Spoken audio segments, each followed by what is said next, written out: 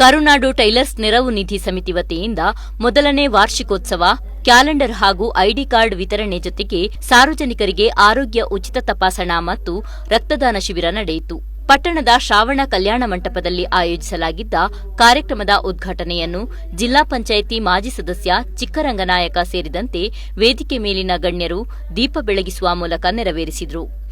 ಬಳಿಕ ಜಿಲ್ಲಾ ಪಂಚಾಯಿತಿ ಮಾಜಿ ಸದಸ್ಯ ಚಿಕ್ಕರಂಗನಾಯಕ ಕ್ಯಾಲೆಂಡರ್ ಹಾಗೂ ಐಡಿ ಕಾರ್ಡ್ ವಿತರಣೆ ಮಾಡಿದರು. ರಾಜ್ಯ ವಿಶ್ವಕರ್ಮ ಅಭಿವೃದ್ಧಿ ನಿಗಮದ ಮಾಜಿ ಅಧ್ಯಕ್ಷ ನಂದಕುಮಾರ್ ಮಾತನಾಡಿ, ಸಮಾಜಕ್ಕೆ ಟೈಲರ್ಗಳ ಕೊಡುಗೆ ಅಪಾರವಾಗಿದೆ. ನಾಗರಿಕರು ಬಟ್ಟೆ ತೆಗೆದುಕೊಂಡರೆ ಟೈಲರ್ಗಳು ಅದಕ್ಕೆ ಒಂದು ರೂಪ ಕೊಟ್ಟು ಮಾನವನ ಅಂದವನ್ನು ಹೆಚ್ಚಿಸುತ್ತಾರೆ. ಒಬ್ಬ ಕಟ್ಟಕಡೆಯ ವ್ಯಕ್ತಿಯಿಂದ ಹಿಡಿದು ಪ್ರಧಾನಮಂತ್ರಿಯವರೆಗೂ ಟೈಲರ್ಗಳ ಪಾತ್ರ ಬಹಳ ಮುಖ್ಯವಾಗಿದೆ. ಆದರೂ ಇವರು ಆರ್ಥಿಕವಾಗಿ ಬಹಳ ಹಿಂದುಳಿದಿದ್ದಾರೆ.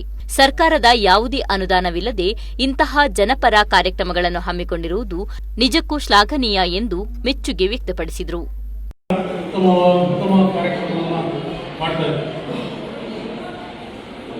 ಖಂಡಿತ ಇದು ಯಶಸ್ವಿಯಾಗಲಿ ಅಂತ ನಾನು ಪ್ರಾರ್ಥಿಸ್ತಾ, ಈಗಾಗಲೇ ಕೆಂಪಣ್ಣವರು ಮಾತಾಡಿದ್ದಾರೆ. ಈ ದೇಶದಲ್ಲಿ 150 ಕೋಟಿ ಜನ ಇದ್ದಾರೆ. ಆ 150 ಕೋಟಿ ಜನಕ್ಕೂ ನಿಮ್ಮ ದಿನ ಬೆಳಗಾಗಲು ನಿಮ್ಮ ಅವಶ್ಯಕತೆ ಇದೆ. ಈ ರಾಜ್ಯದ ಪ್ರಧಾನಮಂತ್ರಿಯಿಂದ ಹಿಡಿದು ಗ್ರಾಮ ಪಂಚಾಯತ್ ಮೆಂಬರ್ವರೆಗೂ ನಿಮ್ಮ ಅವಶ್ಯಕತೆ ಇದೆ. ಒಂದು ಶುಭ ಕಾರ್ಯ ಮಾಡಬೇಕಾದ್ರೂ, ಒಂದು ಮನೆಯಲ್ಲಿ ಒಳ್ಳೆ ಕಾರ್ಯ ಮಾಡಬೇಕಾದ್ರೂ ಪ್ರತಿಯೊಬ್ಬರಿಗೂ ನಿಮ್ಮ ಅವಶ್ಯಕತೆ 100ಕ್ಕೆ 100 ಅವಶ್ಯಕತೆ ಇದೆ ಅಂತ ನನ್ನ ಭಾವನೆ.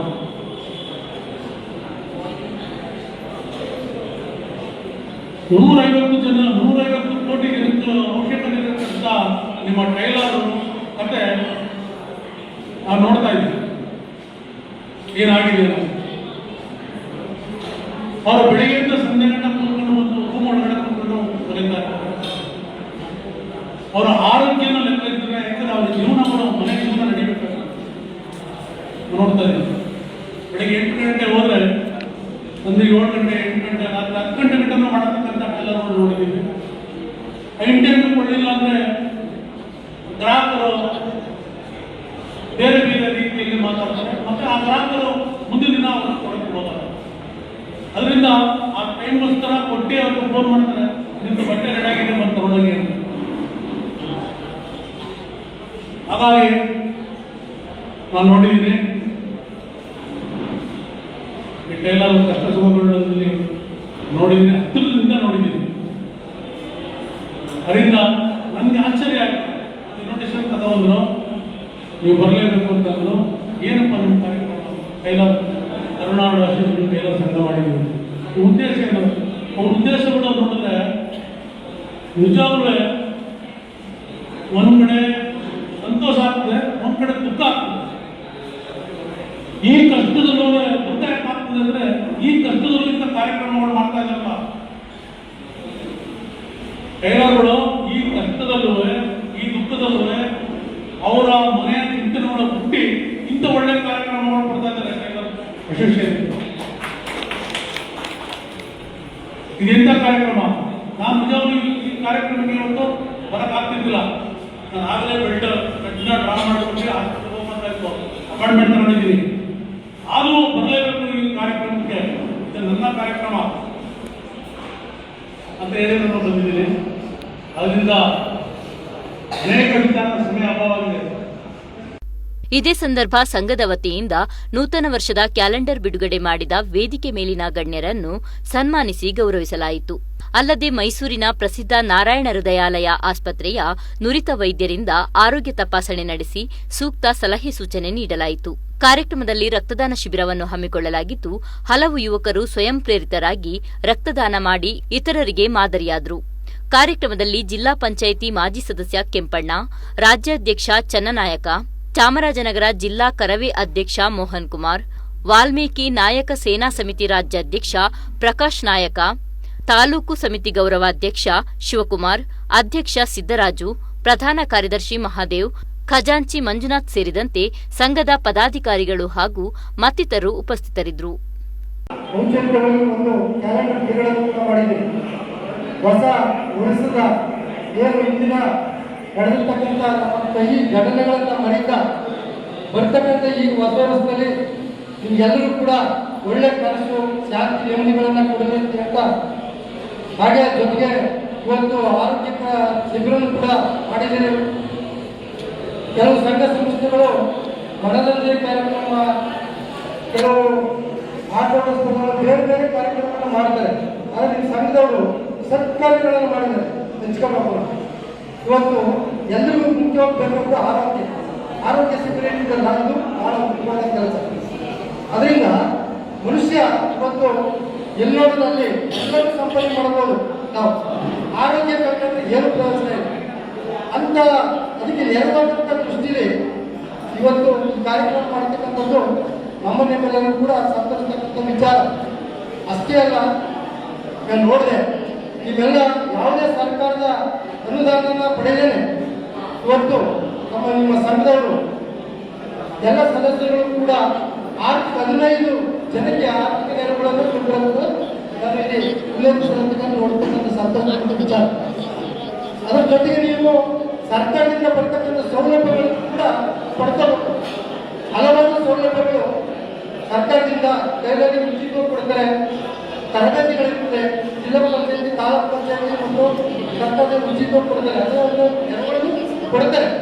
ಅವುಗಳಲ್ಲಿ ಪದಾಧಿಕಾರಿಗಳು ನಿಮ್ಮ ಸದಸ್ಯರಿಗೆ ತಲುಪುವಂಥ ಕೆಲಸಗಳನ್ನು ಮಾಡಬೇಕು.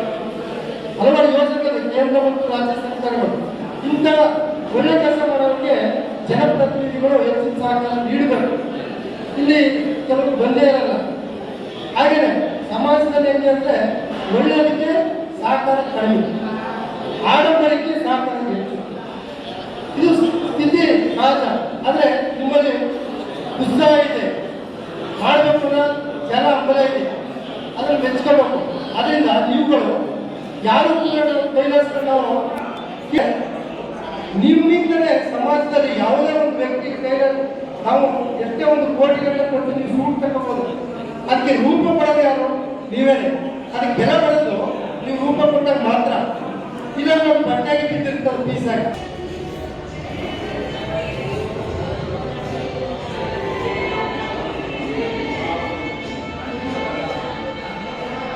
ಅವ್ರಿಗೂ ಕೂಡ ಹೇಳಿದ್ರು.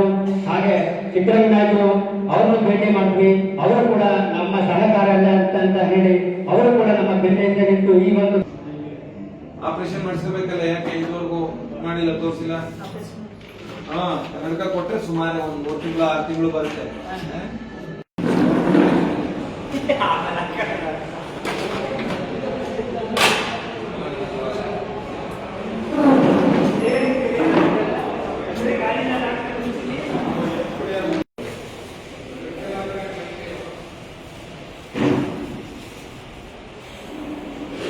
ರಾಜ್ಯದ ಗೌರವಾಧ್ಯಕ್ಷರೇ ಎಷ್ಟು ಕಾಣಿಸ್ತಾರೆ.